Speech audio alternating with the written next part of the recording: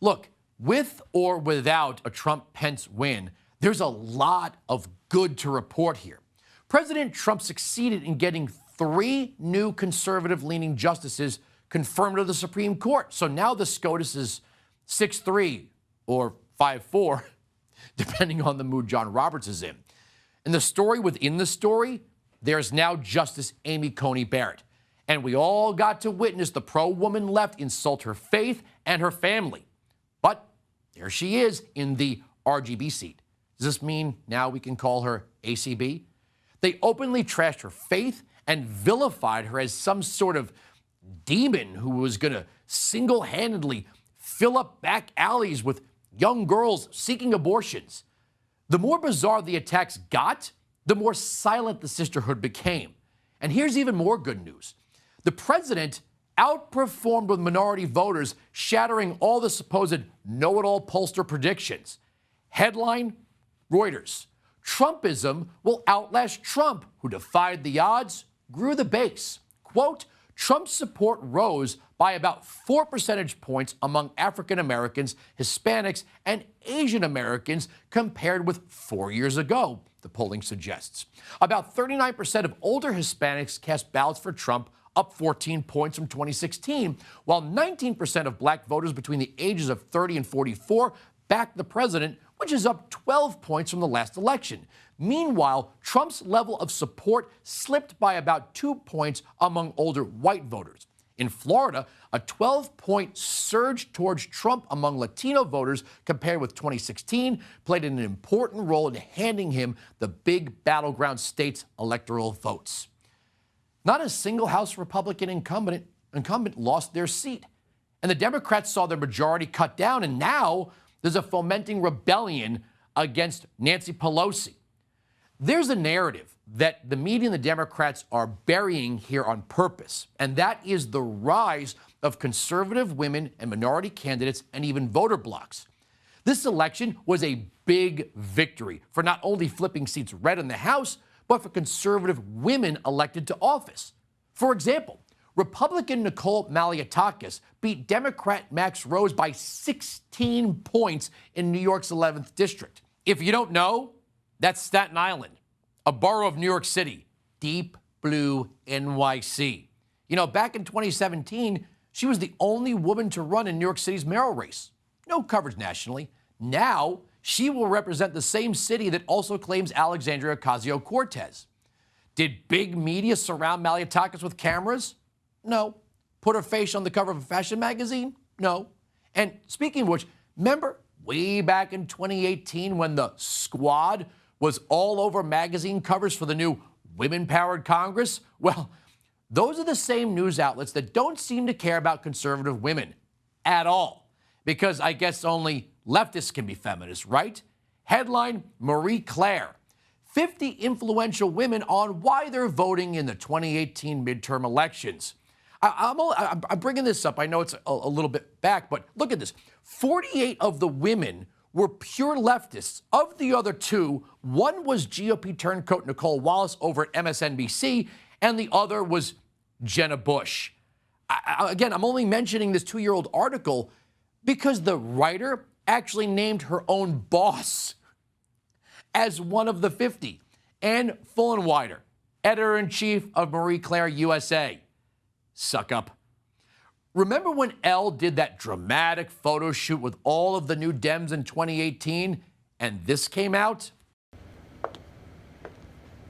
We the people. We the people. We the people. We the people of the United States. In order to form a more perfect union. Establish justice. Ensure domestic tranquility. Provide for the common defense. Promote the general welfare. And secure the blessings of liberty to ourselves and our posterity. Do ordain y establecemos esta Constitución for the United States of America.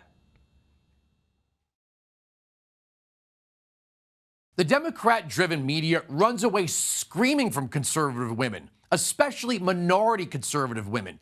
This is nothing new. The so-called feminists who march angrily in pink hats and chant slogans like, "Believe all women," throw women who accuse powerful Democrats of sexual misconduct and even rape under a supercharged pink bus. Back in the day, it was Juanita Broderick. Most recently, Tara Reid. Long time ago, left-wing academics linked race and gender to politics and economics. Basically, black, brown, and female should equal socialist. Not only did no Republicans lose their House seats, why are there now some Democrat women demanding they drop that socialist label? Listen to Representative Abigail Spanberger. I think that we need to be pretty clear about the fact that Tuesday, from a congressional standpoint, it was a failure. It was not a success. We, your colleagues, come and go. This isn't an issue of me being a first-term member and emotionally concerned about the fact that colleagues have left. This is me recognizing that we lost members from Hillary's district. This is about me recognizing that we lost members who shouldn't have lost. I would request that at some point in the future as a caucus, we spend time watching the attack ads, the millions upon millions of dollars that were spent shellacking so many of us across our districts. That we look at the things that they say about us, that they say about the Democrats, that they say about the way we talk to people and the way we talk about things. Because whether we think it's just an attack ad and that's what it does, et cetera, it doesn't matter because it works. The number one concern and things that people brought to me in my that I barely read was defunding the police. And I've heard from colleagues who have said, oh, it's the language of the street, we should respect that. We're in Congress. We are professionals. We are supposed to talk about things in the way where we mean what we're talking about. If we don't mean we should defund the police, we shouldn't say that. And so when there are millions upon millions of our members and people in our communities are concerned, we need to recognize that that is on us. And we need to not ever use the word socialist or socialism ever again. Because while people think it doesn't matter, it does matter. And we lost good members because of that. If you're asking why women and minorities are trending conservative, no matter what the media says, here it is. It cannot be that a group of people are portrayed as weak and victimized at the same time complimented for their strength and independence. Remember Barack Obama's Life of Julia? This Democrat ad campaign showed all the wonder for women like Julia who would be cared for from cradle to the grave by big government. The campaign tried to appeal to women by portraying them as unable to live their lives without the visible hand of government guiding and coddling them. It was an epic fail, like Pajama Boy. So here's the argument. We already know it's not cool or hip or trendy for mainstream news outlets and fashion magazines to support conservative women. But also, they're not news organizations or even lifestyle publications anymore. They create and disseminate narratives for Democrats wrapped in the shroud of news and culture. That's it. But what is particularly frustrating is that it paints the wrong picture of conservatives. I mean, what's next? Black women are Nazis. Either way, Democrats are losing in the House, and they know this. They've already admitted it. And they know that their economic positions are weak, and the pandering has lost its appeal. If Biden does somehow wriggle his way into the Oval Office, it may just trigger even more losses for Democrats down the road.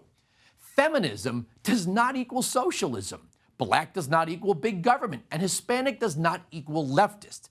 The Democrats and the academics and the pollsters have gotten this and will continue to get this all wrong.